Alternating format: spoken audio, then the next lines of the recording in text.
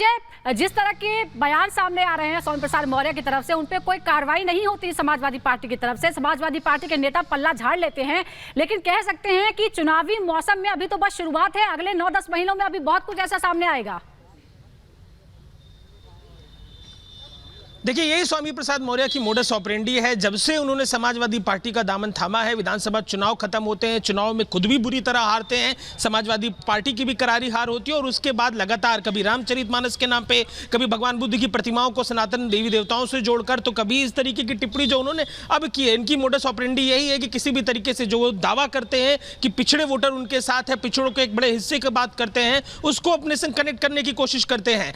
कुछ जगहों पर उन्हें समर्थन मिलता है समाजवादी पार्टी मुखिया अखिलेश यादव का, जिन्होंने रामचरितमानस को लेकर अखिलेश यादव ने खुद भी बयान जारी किए, खुद भी कई प्रेस कॉन्फ्रेंस में इसमें को लेकर बात कही, लेकिन बार बार ये बात समाजवादी पार्टी की तरफ से और अखिलेश यादव की तरफ से भी अपना जो उनका लेटर है, लेटर पैड पर लिखकर जारी की गई कि नेता धर्म के विषय में, देवी देवताओं के विषय में टिप्पणी करने से, जातियों के विषय में टिप्पणी करने से बचे। लेकिन स्वामी प्रसाद मौर्य अनगाइडेड मिसाइल की तरह लगातार एक्टिव है। जो विधानसभा में समाजवादी पार्टी के सचेतक है मनोज पांडे, उन्होंने भी कहा, जो क्योंकि ब्राह्मण को लेकर टिप्पणी की गई तो उनकी तरफ से भी इसकी खिलाफत की गई, तो लगातार समाजवादी पार्टी बैकफुट पे दिखाई दे रही है। इस तरीके की टिप्पणी जो स्वामी प्रसाद मौर्य की तरफ से की गई है, इसको लेकर बिल्कुल लगातार ये तो कहा जाता है समाजवादी पार्टी की तरफ से इस तरीके से कोई बयान ना दिया जाए, लेकिन कोई भी यहाँ पर एक्शन देखने को नहीं मिलता है। हमारे साथ आचार्य विक्रमादित्य भी जुड़ गए हैं। आचार्य, जिस तरीके से ये बयान दिया गया है, भावनाओं को ठेस पहुंचाने वाला तो है ही, लेकिन झकझोरने वाला भी है कि बार बार आखिरकार किस तरीके से हिम्मत हो जाती है, कभी रामचरितमानस के बारे में बोल दो, कभी जाकर के हिंदुओं के बारे में बोल दो और कोई एक्शन नहीं, कोई डर नहीं।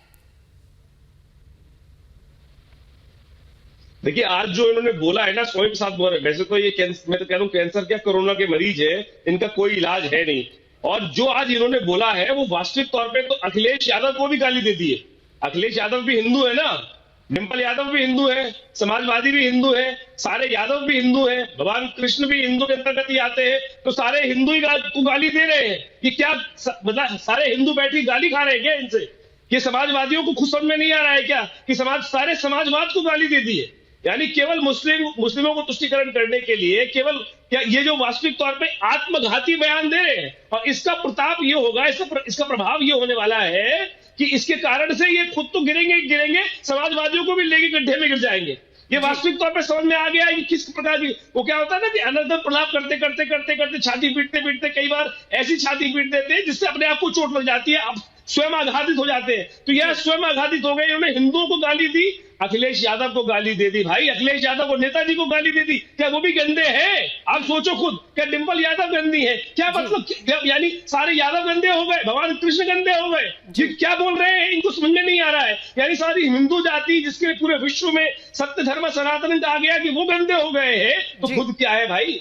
खुद भी समझ ले, खुद भी क्या है कि जिस प्रकार का प्रलाप करते करते आज समाजवादियों को इसको स्पष्टीकरण देना चाहिए। आज तो आवश्यकता है कि मुलायम आज ये अखिलेश जी खुद आए और बताए क्या वो बंदे हैं जो ये अनर्गल प्रलाप कर रहे हैं।